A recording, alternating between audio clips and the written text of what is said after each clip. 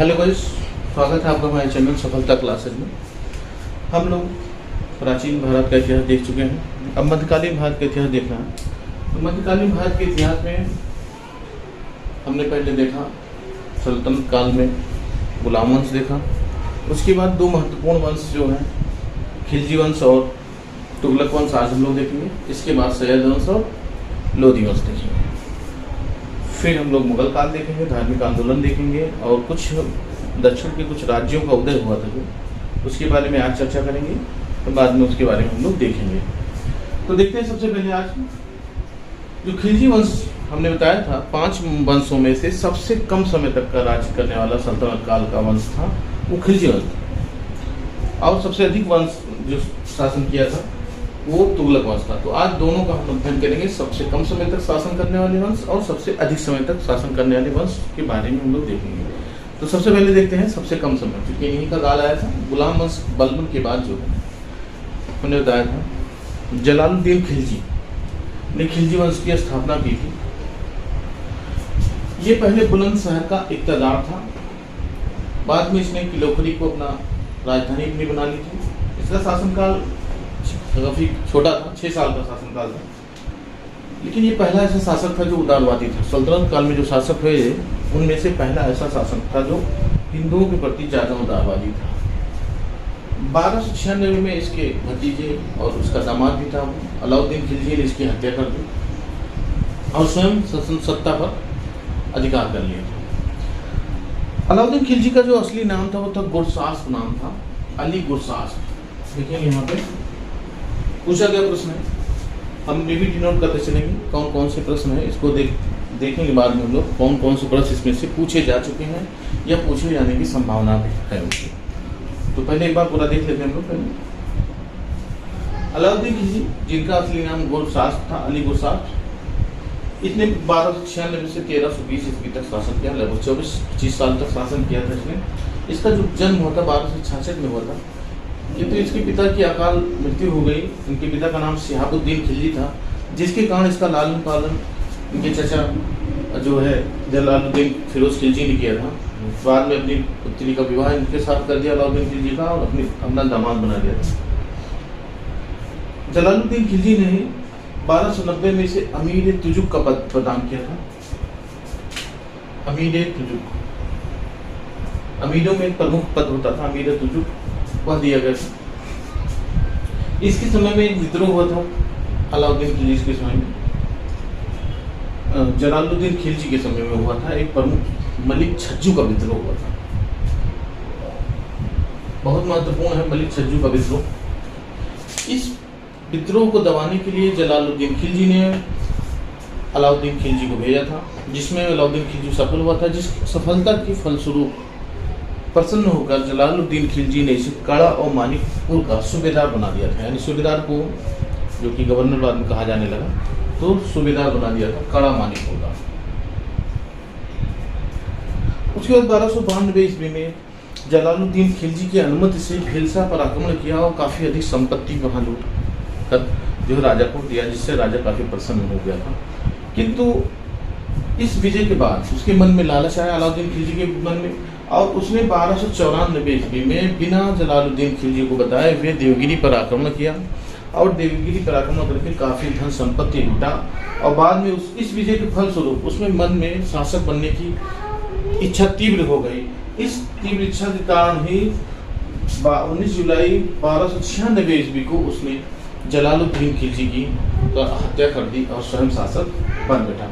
इसके समय का जो प्रमुख सेनापति था नुसरत खान ने गुजरात पर विजय किया था। अलाउद्दीन खिलजी के समय में और नुसरत खान ने गुजरात पर विजय जब किया था, उसी समय गुजरात से उसने एक गुलाम को खरीदा था, 1000 दीनार में खरीदा था। उसका नाम था मलिक कफूर। इस मलिक कफूर को 1000 में खरीदने के कारण ही 1000 दीनारी भी कहा जाता था। मलिक कफूर को 1000 दीनारी, इस 1000 दीनारी को कहा जाने लगा था, इसका प्रमुख कारण था 1000 दीनारी इसको कहा है, मलिक कफूर को 1000 दीनारी कहा गया था इसी कारण से। इसके समय के कुछ समय बाद यानी 1540 ईस्वी में पद्मावत नाम से मलिक मोहम्मद जायसी ने एक पुस्तक की रचना की थी, पद्मावत। ये प्रमुख पुस्तक 250 साल बाद लिखी गई थी। अलाउद्दीन खिलजी के शासन के लगभग 250 साल बाद ये पुस्तक लिखी गई थी।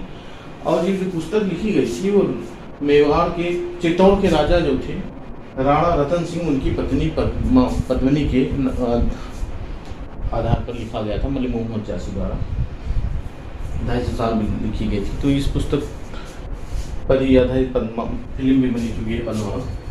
आगे हम देखते हैं अलाउद्दीन खिलजी के समय में किए गए महत्वपूर्ण कार्यों को चर्चा कर लेते हैं थोड़ा सा। तो पहला शासक था इसने जिसने दक्षिण भारत में अपना परचम लहराता है, यानी दक्षिण भारत पर विजय प्राप्त करने वाला पहला सल्तनत काल का शासक था अलाउद्दीन खिलजी। जलालुद्दीन खिलजी ने प्रयास किया था लेकिन पूर्णतः सफल नहीं हुआ था जितना सफल अलाउद्दीन खिलजी हुआ था। और इसमें महत्वपूर्ण भूमिका निभाने वाला व्यक्ति था मलिक कफूर, जो इसका प्रमुख सेनापति था, जिसने दक्षिण भारत तक विजय प्राप्त की थी। उलिमा के प्रभाव से मुक्त होने वाला पहला शासक था जिसने अपने आप को उलमा के प्रभाव से मुक्त रखा, उनके आदेशों से अपने आप को मुक्त रखा, स्वतंत्र विचारधारा को अपने अपनाया उसने। इसलिए एक महत्वपूर्ण कार्य इसे सिकंदर सानी भी कहा जाता है, क्योंकि इसने विश्व विजय की जो इच्छा जाहिर की थी, लेकिन बाद में अपने इस अभियान को उसने टाल दिया था। लेकिन इसे तब भी उसके कार्यों के कारण, इसके विजयों के कारण, विजय के कारण इसे सिकंदर सानी यानी द्वितीय सिकंदर भी कहा जाता है।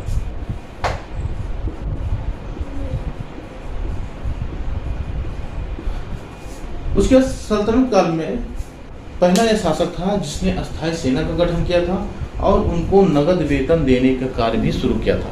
जैसा कि हमने पढ़ा था इल्तुतमिश के समय में, इल्तुतमिश ने सैनिकों को वेतन की जगह पे भूमि का भाग यानी इक्ता देने की प्रथा शुरू की थी, इक्तादारी व्यवस्था शुरू किया था इल्तुतमिश ने। किसने? अलाउद्दीन खिलजी ने नगद वेतन देने का कार्य प्रारंभ किया था। अस्थायी सेना का गठन भी किया, नगद वेतन देने का कार्य भी इसने शुरू किया। और सबसे महत्वपूर्ण कार्य जो इसके हुए, दाग प्रणाली शुरू किया। पहले लोग घोड़ों को लेकर आते थे और घोड़ों को दिखाकर उसी हिसाब से उनका जो है पद मिलता था और उनका वेतन निर्धारित होता था। तो एक ही घोड़े को कई लोग दिखा के अपने वेतन को बढ़ा लेते थे। तो अलाउद्दीन खिलजी ने ऐसी प्रथा शुरू की कि घोड़ों को दागने की प्रथा, जिससे एक बार जब घोड़े को दाग कर उस पर मोहर लग जाता था तो उस घोड़े को दोबारा कोई दिखा नहीं पाता था। तो यह प्रणाली शुरू करने वाला व्यक्ति था अलाउद्दीन खिलजी। दाग प्रणाली से कहा जाता है घोड़ों को दागने की प्रक्रिया। एक अन्य पद्धति थी हुलिया पद्धति का निर्धारण। हुलिया पद्धति सैनिकों के वेशभूषा का निर्धारण, उनके ड्रेस की जो पद्धति अपनाई थी सर्वप्रथम, वो अलाउद्दीन खिलजी ने निर्धारित किया था। इसे हुलिया प्रणाली कहा जाता है। और एक अन्य महत्वपूर्ण कार्य शुरू किया था बाजार नियंत्रण प्रणाली। इसी पर आधारित है आज का VFMS, यानी जो कंट्रोल स्थापित है धान राशन देने का, वो इसी की प्रणाली पर आधारित था। उसे कहा था बाजार नियंत्रण प्रणाली। इसमें इन्होंने महत्वपूर्ण कार्य किया था। मूल्य नियंत्रण करने के लिए कुछ अधिकारियों की नियुक्ति की थी, जैसे दीवान रियासत और सहना मंडी की नियुक्ति भी अलाउद्दीन खिलजी द्वारा किया गया था। यह महत्वपूर्ण कार्य था। दीवान रियासत और सहना मंडी, ये अधिकारी गण थे जो बाजार को पूरा देखरेख करते थे। इसके समय का शासन काफ़ी महत्वपूर्ण रहा है। और बाजार प्रणाली जो है जिसमें कम नापतोल या मिलावट ये सब चीज़ें बंद थी इसके समय में। ये प्रमुख आश्रयदाता भी रहा है। कुछ का देख लेते हैं। हसन निजामी और अमीर खुसरो प्रमुख हैं। हसन निजामी ने कई पुस्तकें लिखी हैं और अमीर खुसरो तो काफ़ी प्रसिद्ध व्यक्ति रहे हैं। अमीर खुसरो उनको तूतीय हिंद यानी तोते भारत का तोता इनको कहा जाता, हिंदुस्तान का तोता इनको कहा जाता था। सितार का आविष्कार इन्होंने किया था और वीरा में कुछ संशोधन भी किया था इनके द्वारा, अमीर खुसरो के द्वारा किया गया था। और कार्यों को हम ये देखें तो इन्होंने गुप्तचर विभाग की स्थापना सबसे पहले किया था। गुप्तचर विभाग की जब स्थापना की थी उसमें कुछ अधिकारी नियुक्त थे, बरीद और मुन्हिस। ये बरीद और मुन्हिस जो है इनका जो है गुप्तचर विभाग में स्थापना की थी। मंगोल आक्रमण सबसे अधिक जो हुए थे अलाउद्दीन खिलजी के समय में हुए थे। और उस मंगोलों से निपटने के लिए अलाउद्दीन खिलजी ने बलबन की लौह एवं रक्त नीति यानी खून के बदले खून की नीति का पालन किया था। मंगोल आक्रमण पे लौह एवं रक्त की नीति का बदलते। और उत्तर पश्चिम सीमा में जहाँ से सबसे अधिक मंगोलों का आक्रमण होता था और विदेशी आक्रमण का भय रहता था, उसको मजबूत करने के लिए अपने प्रमुख सेनापति गाजी मलिक की नियुक्ति वहाँ पे इन्होंने किया था। गाजी मलिक प्रमुख व्यक्ति था, इसके बारे में आगे तुम लोग पढ़ा। गाजी मलिक जिसने बाद में तुगलक वंश की स्थापना की थी, यही गाजी मलिक था, सेनापति था अलाउद्दीन खिलजी का।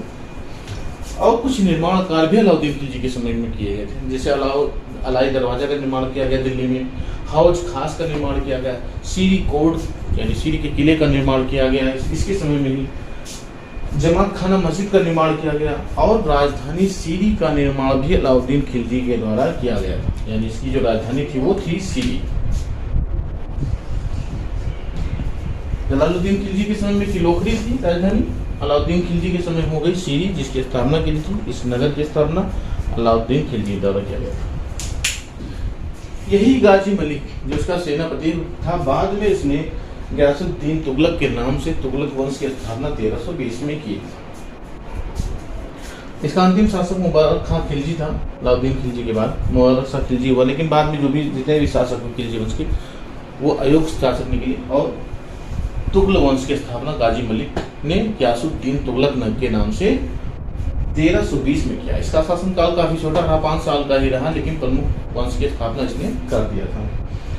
कुएं और नहरों का निर्माण इसने सिंचाई के लिए किया। नहरों का निर्माण करने वाला यह प्रथम शासक था जिसने नहरों का निर्माण किया था सिंचाई के लिए। गयासुद्दीन तुगलक ने ही तुगलकाबाद की स्थापना की थी दिल्ली में, तुगलकाबाद की स्थापना। और यह वही व्यक्ति है जिसके बारे में निजामुद्दीन औलिया ने कहा था, हुनूज दिल्ली दूरस्थ। गयासुद्दीन तुगलक ने कहा था कि वापस आके दिल्ली कहीं अभियान पे गया था, और कहा था वापस आके निजामुद्दीन औलिया को मैं सबक सिखाऊंगा, क्योंकि उस समय निजामुद्दीन औलिया का प्रभाव काफ़ी अधिक हो गया था और जनता उनकी बातों को सुनती थी, मानती थी। तो जिससे गयासुद्दीन तुगलक घबरा गया था। तो गयासुद्दीन तुगलक ने कहा था कि मैं वहाँ पहुँच कर आपको सबक सिखाऊंगा। तो निजामुद्दीन औलिया ने इस बात पर कहा था कि हुनूज दिल्ली दूरस्थ, यानी दिल्ली अभी बहुत दूर है। काफ़ी चर्चित शब्द रहा है, कई बार पूछा गया है। और दुर्भाग्य से गयासुद्दीन तुगलक दिल्ली नहीं पहुंच पाया था। और उसके बाद मोहम्मद बिन तुगलक, जो जिसका मुख्य नाम था जूना खान, शासक बना। इसने 1325 से लेकर 1351 तक का शासन किया, लगभग 26 साल तक शासन किया इसने। ये सभी सुल्तानों में, सल्तनत काल के जितने भी सुल्तान हुए उनमें सबसे ज़्यादा शिक्षित था, सबसे अधिक विद्वान था, सबसे ज़्यादा योग्य व्यक्ति था। किंतु दुर्भाग्य से इसके द्वारा किए गए जितने भी कार्य थे सभी असफल हो गए, जिससे ये एक असफल शासक साबित हुआ। इसकी आदर दूरदर्शिता का क्या, दूरदर्शिता नहीं थी इसमें, इस कारण से सभी योजनाएं सफल हुई। इसको जियाउद्दीन बर्नी ने इसके 5 ऐसे अभियानों का वर्णन किया है जो असफल हुए थे। देख लेते हैं कौन कौन से अभियान थे। सबसे पहला इसने अभियान चलाया था राजधानी बदलने का अभियान। इसमें पूरे भारत पे नियंत्रण प्रणाली स्थापित करने के लिए देवगिरी को भी अपनी राजधानी बनाने का प्रयास किया था।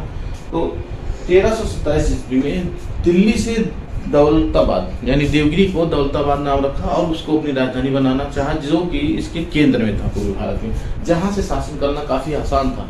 किंतु दुर्भाग्य से दिल्ली की जनता कुछ जाना नहीं चाहती थी। जो कुछ लोग गए भी वापस बेमन से गए, और इसकी जो अभियान था ये निरस्त हो गया, बेकार हो गया, और वापस फिर इसे दिल्ली को ही अपनी राजधानी बनाए रखना पड़ा। दूसरा जो प्रमुख इसका था सांकेतिक मुद्रा। सांकेतिक मुद्रा के नाम पर इसने जो है चांदी के ही मूल्य के बराबर तांबे के सिक्के जारी किए, और कहा कि जो है चांदी के सिक्के का जितना मूल्य है उतना ही मूल्य तांबे का सिक्का है। और इसका ये कारण हुआ, इसका फलस्वरूप घर घर में तांबे के सिक्के ढाले जाने लगे, और लोग जो है चांदी के सिक्कों को अपने पास रखने लगे और तांबे के सिक्कों को बाजार में चलाने लगे, जिससे बाजार में तांबे के सिक्कों का भरमार हो गया और चांदी के सिक्कों की कमी हो गई। बाद में मोहम्मद बिन तुगलक ने क्या किया, मार्केट में बाजार में जितने भी तांबे के सिक्के थे उसको लेकर खजाने से सोने के सिक्के दिए, जिससे खजाना पूरा खाली हो गया और इसकी अर्थव्यवस्था डामाडोल हो गई, और इसकी यह योजना भी असफल साबित हुई। तीसरा प्रमुख खुरासान अभियान। मध्य एशिया में खुरासान में जो है काफ़ी राजनीतिक उथल पुथल चल रहा था। तो मोहम्मद बिन तुगलक ने उस पर कब्जा करने के लिए, चूँकि मध्य एशिया पे पकड़ बनाने के लिए खुरासान अभियान का प्रोग्राम बनाया। इसने इसके लिए जो है एक अस्थायी सेना का गठन किया, और उस सेना को 1 साल का वेतन अग्रिम रूप से दे दिया गया। दुर्भाग्य से इसकी योजना भी असफल हुई। जब तक ये खुरासान जाते, खुरासान में राजनीतिक व्यवस्था सुदृढ़ हो गई, मजबूत हो गई, जिससे ये योजना भी इसकी असफल हो गई।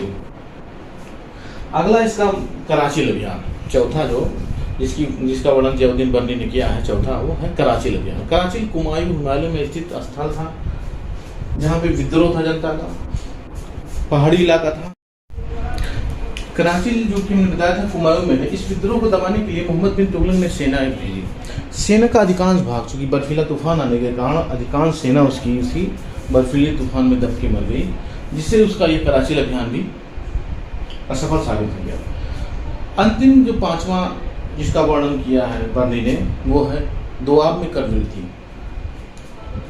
राजस्व बढ़ाने के लिए मोहम्मद बिन तुगलक द्वारा दोआब में कर वृद्धि की गई। चूँकि दोआब में अन्न का उत्पादन अधिक होता था, किंतु दुर्भाग्य से उस समय दोआब में अकाल पड़ा और उसके बाद फिर अकाल के बाद ही प्लेग पड़ गया, जिससे कर वृद्धि का ये फैसला भी उसका असफल साबित हुआ। इस तरह से मोहम्मद बिन तुगलक द्वारा 5 जो अभियान चलाए गए थे वो सारे असफल साबित हो गए। इसका वर्णन जियाउद्दीन बर्नी ने किया है। अन्य महत्वपूर्ण है, एक प्रमुख विभाग की स्थापना की थी दीवान-ए-कोही के नाम से, जो कृषि विभाग के विकास से संबंधित था। दीवान-ए-कोही की स्थापना किया गया।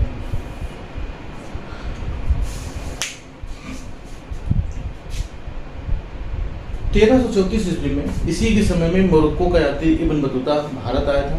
इसको 8 वर्ष तक दिल्ली के काजी के पद पर मोहम्मद बिन तुगलक द्वारा नियुक्त किया गया था और इसकी प्रमुख पुस्तक रिहाला या सफरनामा जिसको भी कहते हैं की रचना की थी इब्न बतूता ने। उसमें सारा वर्णन उसमें लिखा हुआ है। अंत में इसकी जब मृत्यु हुई तो बदायूनी ने लिखा है कि मोहम्मद बिन तुगलक की मृत्यु से जनता को राजा से और राजा को जनता से मुक्ति प्राप्त हुई। यह कथन बदायूनी द्वारा कहा गया है।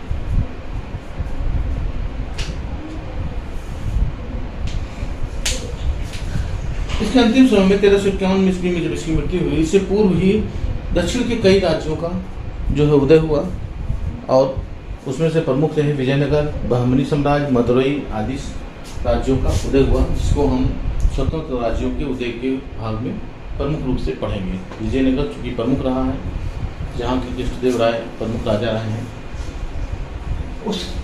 इसके बाद मोहम्मद बिन तुगलक के बाद उसका चचेरा भाई फिरोज शाह तुगलक शासक बना, जिसने 1351 से 1388 ईस्वी तक शासन किया।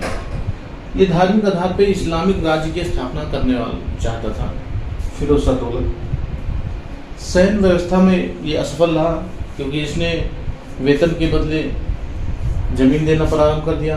जो इल्तुतमिश ने जो अभियान चलाया था, जिस तरह से इक्ता देना शुरू किया, तो उसी तरह से फिरोज शाह तुगलक भी जमीन देना शुरू कर दिया था वेतन के बदले, क्योंकि अर्थव्यवस्था डावाडोल हो चुकी थी मोहम्मद बिन तुगलक के समय में, जिससे खजाना खाली हो गया था। तो इसने जो है फिर पुनः जो है जमीन देना प्रारंभ कर दिया था। सैनिक व्यवस्था में भ्रष्टाचार लागू हो गया था, वंशवाद था। भ्रष्टाचार में तो इसका भी एक कथन भी रहा है कि भ्रष्टाचार को बढ़ावा गलत नहीं मानता था फिरोज शाह तुगलक। इसने स्वयं एक जगह पे घूस देना स्वीकार किया है। कुछ करारोपण किया था, उसको हम देखेंगे बाद में। पहले हम देख लेते हैं फिरोज शाह तुगलक द्वारा किए गए कुछ प्रमुख कार्य क्या थे। जैसे इसने जगन्नाथपुरी मंदिर को छत विछत कर दिया था। दूसरा, जब नागरकोट अभियान पर था, उस समय रास्ते में पड़ने वाले ज्वालामुखी मंदिर को भी इसने काफ़ी नुकसान पहुंचाया था और वहां से 1300 संस्कृत की पांडुलिपियों को उठवा लाया था और उन पांडुलिपियों को फारसी में एरिजुद्दीन खान के द्वारा फारसी में अनुवाद कराया था। 1300 पांडुलिपियाँ कहाँ से लाई गई थी? ज्वालामुखी मंदिर से लाई गई थी। अगला, मेरठ और टोकरा से इसने अशोक के स्तंभ उठवा लाए थे और दिल्ली के फिरोज शाह कोटला के मैदान में उनको स्थापित कराया था। इसे सल्तनत काल का अकबर भी कहा जाता है, क्योंकि ये इसकी कुछ आर्थिक और प्रशासनिक जो नीतियाँ थी वो उदारवादी थी, इसलिए इसे सल्तनत काल का अकबर कहा जाता है। कई नगरों का निर्माण इसने कराया था, जैसे जूनागढ़ अपने मुख्य भाई चचेरे भाई मोहम्मद बिन तुगलक की याद में इसने जूनागढ़ की स्थापना की थी। यहाँ पे जूनागढ़, ये जौनपुर, जूनागढ़। अन्य कई प्रमुख शहरों का निर्माण कराया था। हिसार, फिरोजाबाद, फतेहाबाद, फिरोजपुर, कोटला मैदान और जौनपुर नगर की स्थापना इसके द्वारा की गई थी। इसने दो प्रमुख सिक्के चलाए थे, एक अद्धा सिक्का चलाया था और एक बिक सिक्का चलाया था। जो अद्धा सिक्का था वो जीतल का 50% भाग था और जो बिक था वो जीतल का लगभग 25% मूल्य का था। बिक, दो प्रमुख सिक्के थे इसके, अद्धा और बिक। इसने अपनी आत्मकथा लिखी है फारसी भाषा में, तुजुक ए फुतुहात फिरोज शाही, फुतुहात फिरोज शाही लिखा है, फारसी भाषा में लिखा है इसने। इसकी आत्मकथा है। बर्नी ने दो प्रमुख पुस्तकें लिखी हैं, तारीख ए फिरोज शाही और फतवा ए जहादारी लिखा है, बर्नी की पुस्तक है। अंतिम शासक जो रहा फिरोज तुगलक वंश का वो था नासिरुद्दीन महमूद था। इसी के समय में ही मलिक सरवर ने इसे प्रतिस्थापित करके सरकी साम्राज्य की स्थापना की थी, सरकी वंश की। नासिरुद्दीन महमूद के समय में ही तैमूर का आक्रमण हुआ था, जिसमें उसने 1398 में जिसकी मदद खिजर खान ने बहुत मदद की थी तैमूर की। तैमूर ने काफ़ी लूटपाट मचाया था और निर्दोषों को भी मार दिया था। उसके बाद लाहौर सुल्तान और दीपालपुर का इसको सूबेदार बना दिया था खिजर खान को। वही खिजर खान ने बाद में सैयद वंश की स्थापना 1414 ईस्वी में किया था। तो तुगलक वंश के बाद सैयद वंश की स्थापना उसके द्वारा की गई। फिरोज शाह तुगलक द्वारा जारी किए गए कुछ 5 प्रमुख हम करों को देख लेते हैं। खराज, उस्र, जकात और जजिया और खुम्स। तो चार हम देख लेते हैं। खराज क्या था? खराज भूमि पर लागू किया गया एक वह कर था जो हिंदुओं से लिया जाता था और यह कुल उत्पादन का 1/10 भाग लिया जाता था। दूसरा था उस्र, ये मुस्लिमों से लिया जाता था, ये भी कुल उत्पादन का 1/10 भाग लिया जाता था। यानी खराज हिंदुओं से और उस्र मुस्लिमों से लिया जाता था। इसी तरह से जकात और जजिया दोनों, जकात जो है मुसलमानों से लिया जाता था, उनकी कुल आय का संपत्ति का 1/40वां भाग या 2.5%। और जजिया जो है गैर हिंदुओं से लिया जाता था, गैर मुस्लिमों से लिया जाता था, यानी हिंदुओं से लिया जाता था, ईसाइयों से, पारसियों से, इन सब से लिया जाता था। और फिरोज शाह तुगलक वह शासक था जिसने जजिया कर ब्राह्मणों से भी वसूल किया था। पांचवा जो प्रमुख कर लगाया था खम्स। खम्स वह भाग होता था जो लूट से प्राप्त होता था धन। लूट के धन का 1/5 भाग खजाने में राजा के पास जाता था, जबकि शेष 4/5 भाग सैनिकों में बांट दिया जाता था। तो इस तरह से 5 प्रमुख करारोपणों का हमने अध्ययन इसमें कर लिया है। अब हम प्रमुख रूप से देख लेते हैं इसमें से कौन कौन से प्रश्न बनते हैं, वो देख लेते हैं प्राथमिक परीक्षा की दृष्टि से। पहला देख लेते हैं, सलाहुद्दीन फिरोज खिलजी का तुगलक वंश कितना शासनकाल था। शासनकाल देख लेंगे तो 1290 से 96 तक पहला हो गया। ये शासक बनने से पहले क्या था? दूसरा क्वेश्चन ये पूछा गया। बुलंदशहर का इक़्तिदार था। इसने किस राजधानी क्या थी इसकी? किलोखर दी थी। तीसरा प्रश्न, इस तरह से प्रश्न पूछे जाते हैं। सल्तनत काल का पहला उदारवादी सुल्तान कौन था? तो जलालुद्दीन खिलजी। चौथा प्रश्न इस तरह से प्राप्त होता है। अलाउद्दीन खिलजी द्वारा इसकी हत्या कब दी गई थी?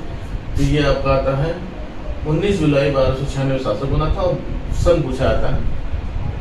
5वां क्वेश्चन ये हो जाएगा 1296 ईस्वी में हत्या हुई। इसका कौन था? अलाउद्दीन खिलजी जलालुद्दीन फिरोज खिलजी का कौन था? तो भतीजा और दामाद दोनों था। तो ये 6वां क्वेश्चन बनता है यहाँ से। 7वां कुछ अगला हम देखते हैं। अलाउद्दीन खिलजी का असली नाम क्या था? तो अली गुरसात था। ये 7वां क्वेश्चन बनता है यहाँ से। इस तरह से प्रश्न आते हैं। जो जन्म नहीं पूछा जाता है। इसके पिता का क्या नाम था? शिहाबुद्दीन खिलजी। ये 1290 में जलालुद्दीन खिलजी द्वारा इसे कौन सा प्रमुख पद दिया गया था? तो अमीर तुजुक। या ये भी पूछा था अमीर तुजुक का पद इसे कब प्राप्त होगा? तो ये आपका हो जाएगा क्वेश्चन नंबर 9।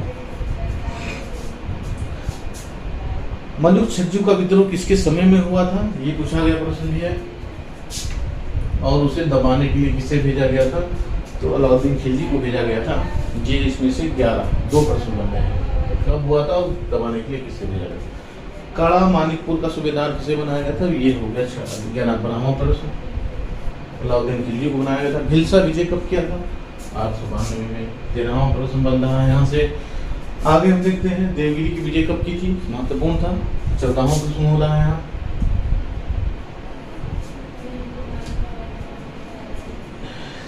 मलिक कफूर किसने खरीदा था, तो नुसरत खान ने खरीदा था। आपका ये क्वेश्चन हो जा रहा है 15। कब खरीदा था, गुजरात विजय के दौरान, यानी गुजरात में खरीदा था। 16वां प्रश्न, इसको 1000 दिनारी भी कहा जाता है। 17वां प्रश्न, ठीक है। ये इस तरह से आ रहा है। पद्मावत किसकी द्वारा लिखी थी, मलिक मोहम्मद जैसी द्वारा, ये पूछा गया है। 18। दक्षिण भारत विजय करने वाला पहला शासक 19।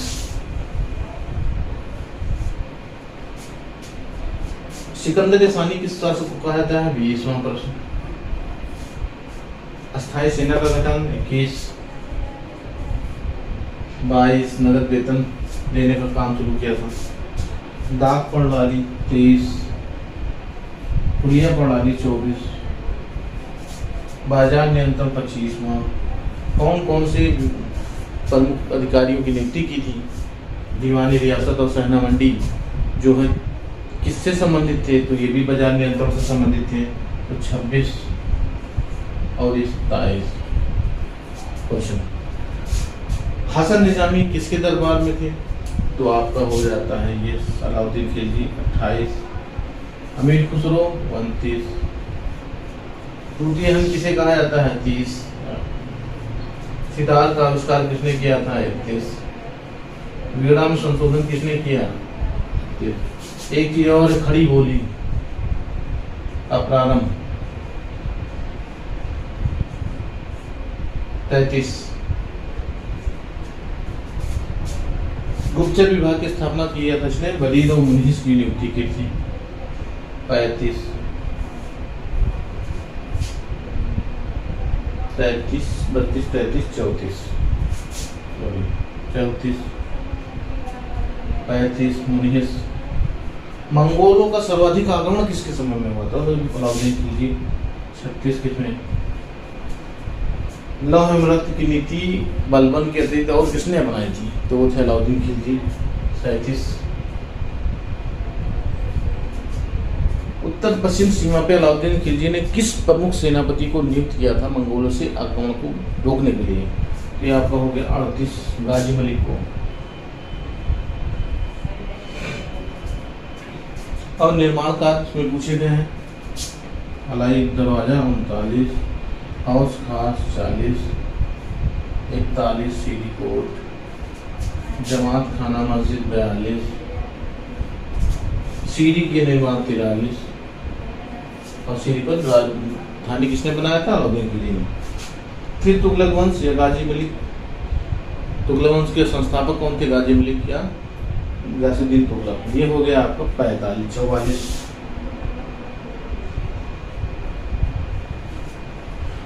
नहरों का निर्माण करने वाला पहला शासक था गयासुद्दीन तुगलक, ये आपका हो गया 45। तुगलकाबाद की स्थापना 46। 50 से अधिक प्रश्न इसी में आ जाएंगे, हर वीडियो में आपको कम से कम 50 से 100 प्रश्न मिल जाएंगे, इसलिए मैं दिखा रहा हूँ, बताने की कोशिश कर रहा हूँ। निजामुद्दीन औलिया ने किसे कहा था, मनोज दिल्ली गुरस, गयासुद्दीन तुगलक को कहा था। ये प्रश्न यहाँ से 47। यार निजामुद्दीन औलिया से कौन सा सुल्तानत काल का शासक नाराज था, तो हो जाएगा गयासुद्दीन तुगलक। 47 हो गया आपका। जूना खान किसका वास्तविक नाम था, 48 मोहम्मद बिन तुगलक का नाम था। सबसे योग्य शिक्षित और विद्वान शासक कौन था सुल्तानत काल में, तो वो आपका हो जाएगा मोहम्मद बिन तुगलक। ये हो जाएगा 49। किस शासक की अधिकतर योजनाएं असफल हुई, इसीलिए आज भी जो भी योजनाएं लागू की जाती हैं तो उनके असफल होने पर यही कहा जाता है कि तुगलकी फरमान जारी हुआ है।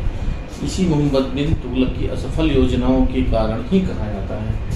तो 50 नंबर पे असफल योजनाएं होगी, तुगलकी फरमान का जो चलता है वो इसी पे है। इसकी असफल अभियानों का वर्णन किसने किया है, जियाउद्दीन बनने के लिए किया है 51।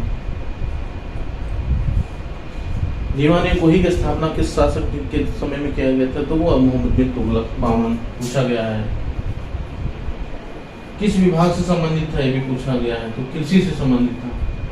53 किस विभाग से, तो कृषि से संबंधित है, ये भी क्वेश्चन पूछा गया इसमें। किसने कहा है कि मोहम्मद बिन तुगलक की मृत्यु पर किसने कहा था कि राजा को प्रजा से और प्रजा को राजा से मुक्ति प्रदान प्राप्त हुई थी, ये बदायूनी ने कहा था, ये भी पूछा गया प्रश्न है। 54 आगे देखते हैं लोग, इसके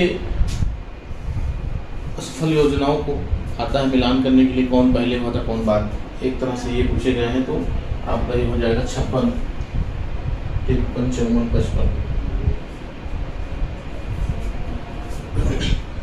पूछा गया है कि किसको राजधानी बनाने की कोशिश किया था और उसका नाम क्या रखा था, तो ये हो गया था देवगिरी को राजधानी बनाना चाहता था और देवगिरी का नाम रखा था दौलताबाद। किसने रखा था, मोहम्मद बिन तुगलक ने। 56 और 57 इसी में आएंगे, 56 और 57। सांकेतिक मुद्रा में परिवर्तन किसका हुआ था, चांदी के सिक्कों का और तांबे के सिक्कों के बराबर मूल्य निर्धारित कर दिया था। 58 खुरासान अभियान का उद्देश्य क्या था, मध्य एशिया पर नियंत्रण। 59 हो गया। उसके लिए नई सेना का गठित किया था, किस अभियान के लिए नई सेना का गठन किया और 1 साल का अग्रिम वेतन दे दिया था, तो ये क्वेश्चन 60। अगला है कहां पे कर वृद्धि किया था, जहां अकाल पड़ गया और प्लेग फैल गया था, तो ये हो गया 68 क्वेश्चन। इब्न बतूता किसके समय में भारत आया था, 62। कब आया था, उसे कहा दिल्ली का काजी किसने बनाया था, 63। पुस्तक का नाम 64। किन स्वतंत्र राज्यों का उदय हुआ था, तो इसमें 65 विजयनगर, 66 बहमनी, मदुरै 67। फिरोज तुगलक कौन था, चचेरा भाई था इस्लामिक राज्य के। धार्मिक आधार पर इस्लामिक राज्य की स्थापना करने का प्रयास किसने किया था, फिरोज तुगलक ने। 68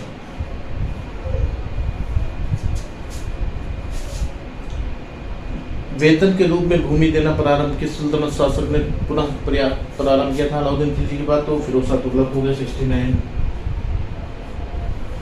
किसके शासनकाल से प्राप्त होता है कि भ्रष्टाचार को बढ़ावा देना या घूसखोरी की प्रथा को आगे बढ़ाया गया था, तो वो था फिरोज तुगलक।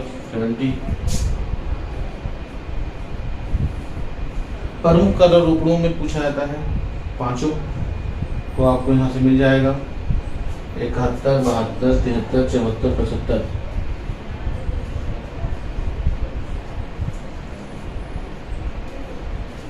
4-5 प्रश्न मिल जाएगा। 6वां है फिरोज शाह तुगलक के किन मंदिरों को, जगन्नाथपुरी मंदिर और ज्वालामुखी मंदिर को नष्ट किया था इसने। 74, 75, 76, 77। पांडुलिपियों को कहाँ से लाया था, 13,000 संस्कृत की पांडुलिपियों को। कितनी पांडुलिपियों को, ये भी पूछा गया। 78 ये हो गया। अनुवाद किसने किया था, 79 एरजुद्दीन खान ने। 79 हो गया। मेरठ और टोकरा से अशोक का स्तंभ मंगवाकर फिरोज शाह कोटला में किसने स्थापित कराया था, ये 80 में हो गया है। मेरठ और टोकरा कई बार पूछा गया। सल्तनत काल का अकबर किसे कहा था, ये 81 हो गया अपना।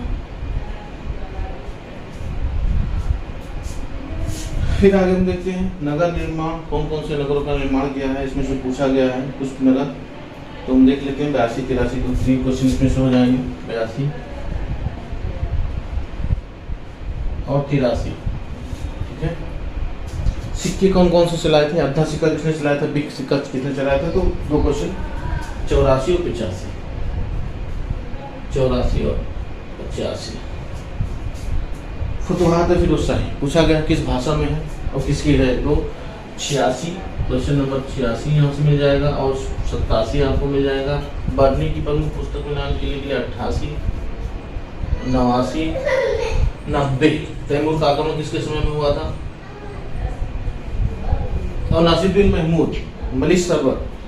लगभग आपको 100 प्रश्न मिल जा रहे हैं एक वीडियो से।